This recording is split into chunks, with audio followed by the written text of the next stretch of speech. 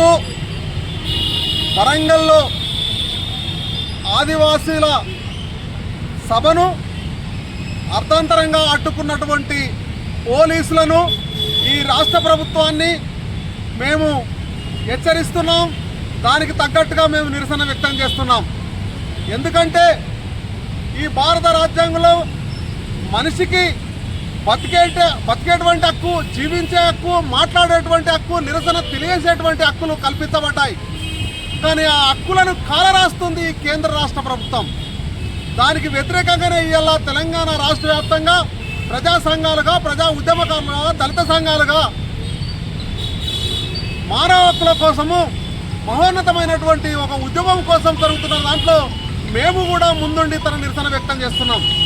కాబట్టి ప్రజా కళలనే గొంతు పిసుక చూస్తే ఓ దోపిడీ రాజ్యమా, ప్రజా కవులపై కత్తి పెట్ట చూస్తే ఓ దొంగల రాజ్యమా, మాదిగ దప్పులు నిప్పులైతాయి, కాళ్ళ గజ్జలు కదము దక్కుతాయి, జడకొప్పు కోలాట మాటలు తొడగొట్టి సవాలు చేస్తాయి, అమ్మలక్కల ఉయ్యాల పాటలు కయం పాటలై కదిలి వస్తాయి, ప్రజా కవులపై గొంతు పిసుక చూస్తే ఓ దోపిడీ రాజ్యమా, ప్రజా కవులపై కత్తి పెట్ట చూస్తే ఓ దొంగల రాజ్యమా. ఇది దొంగల రాజ్యము, దోపిడీ రాజ్యం. ప్రజా హక్కుల్ని కాలరాసేటువంటి రాజ్యానికి వ్యతిరేకంగా జరిగేటువంటి పోరాటంలో మేము ముందుంటాం. తప్పకుండా మెడలు వంచి తీరుతాం. మా హక్కుల్ని మేము కాపాడుకుంటామని చెప్పి సందర్భంగా తెలియజేస్తున్నాం. కనబడతా ఉన్నది.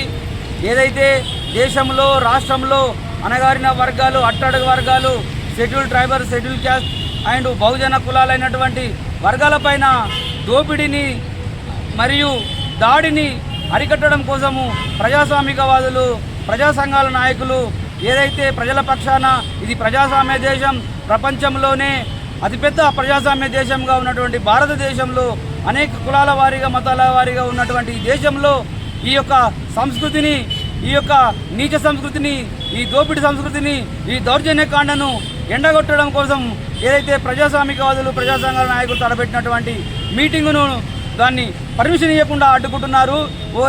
దీన్ని మేము ప్రజల తరఫున, ప్రజా సంఘాల తరఫున హెచ్చరిక జారీ చేస్తూ ఉన్నాం. రాబోయే రోజులలో ఏదైతే ఈ బూర్జీవ పార్టీలు ఎలక్షన్లో ఏదైతే ప్రజాస్వామ్యబద్ధంగా ఎన్నికై ఆ యొక్క ప్రజలనే మళ్ళీ ఆ ప్రజల యొక్క హక్కులను నీరుగార్చి ఆ ప్రజలను అవమానపరుస్తూ, ఆ ప్రజలను అనేక కోణాలలో ఇబ్బందులు పెడుతూ, వాళ్ళపైన దాడి చేస్తూ, దోపిడీ చేస్తూ, వాళ్ళు అనేక మోసాలు చేస్తున్నటువంటి పాలకులకు హెచ్చరికలు జారీ చేస్తూ ఉన్నాం. ప్రజాస్వామ్యబద్ధంగా ఈ ప్రజల పక్షాన నిలబడేటువంటి ప్రజా సంఘాల నాయకులు కావచ్చు, రేపు పాలకులుగా వాళ్ళు కూడా అధికారంలోకి వచ్చినప్పుడు మీలాంటి వాళ్ళందరినీ జైల్లో పెట్టడానికి కూడా అవకాశం ఉంటుంది. ఇది ప్రజాస్వామ్య దేశం కాబట్టి ఇక్కడ సుప్రీం వ్యవస్థ ఉంది. ఈ సుప్రీంకోర్టు కానీ ఇక్కడ ఉన్నటువంటి జిల్లా కోర్టు ఏదైతే హైకోర్టు ఇవన్నింటిని పరిగణన తీసుకోవాలి.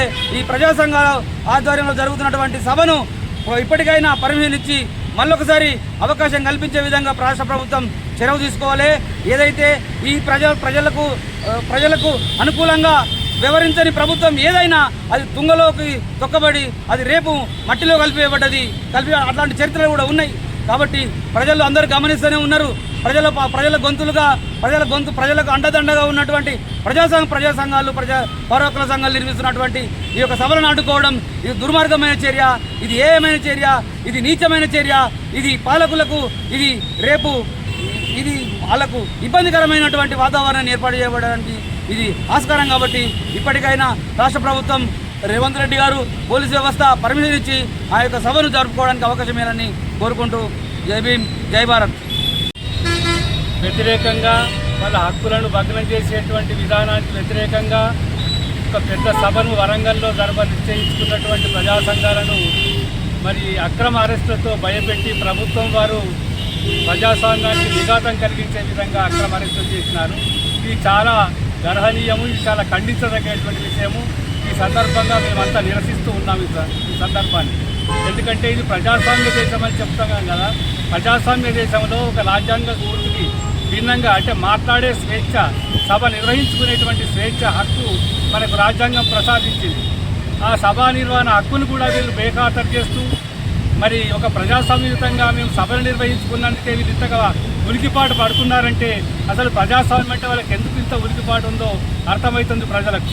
ఎందుకంటే ఈనాడు పాలకులు చేస్తున్నటువంటి పన్నాగాలు, దుర్నీతులు, వాళ్ళు చేస్తున్నటువంటి చట్టాలకు వ్యతిరేకంగానే వాళ్ళు ప్రవర్తిస్తున్నారు. ఏదైతే ఆదివాసీల కొరకు చట్టాలు చేసినారో 170 కానీ జీవించే హక్కుల కొరకై వాళ్ళకు మరి అడవుల రక్షణ కొరకు చట్టాలు ఉన్నాయో అవన్నిటినీ కూడా పేసా చట్టం కానీ ఇతర అన్ని చట్టాలు తుంగలో దొక్కి వాళ్ళే చట్టాలు చేస్తారు, వాళ్ళే దాన్ని నిర్వీర్యం చేస్తారు. రాజ్యాంగంలో 5వ షెడ్యూల్ కేవలం ఆదివాసుల కొరకే రాయబడి ఉన్నది. ఈ 5వ షెడ్యూలు 6వ షెడ్యూల్ను కూడా తుంగలో దొక్కి రాజ్యాంగాన్ని బేఖాతరు చేస్తూ అగౌరవపరుస్తున్నటువంటి భారత ప్రజాస్వామ్యాన్ని అగౌరవపరుస్తున్నటువంటి పాలకులను వాళ్ళ చర్యలను మేము తీవ్రంగా ఖండిస్తున్నాం.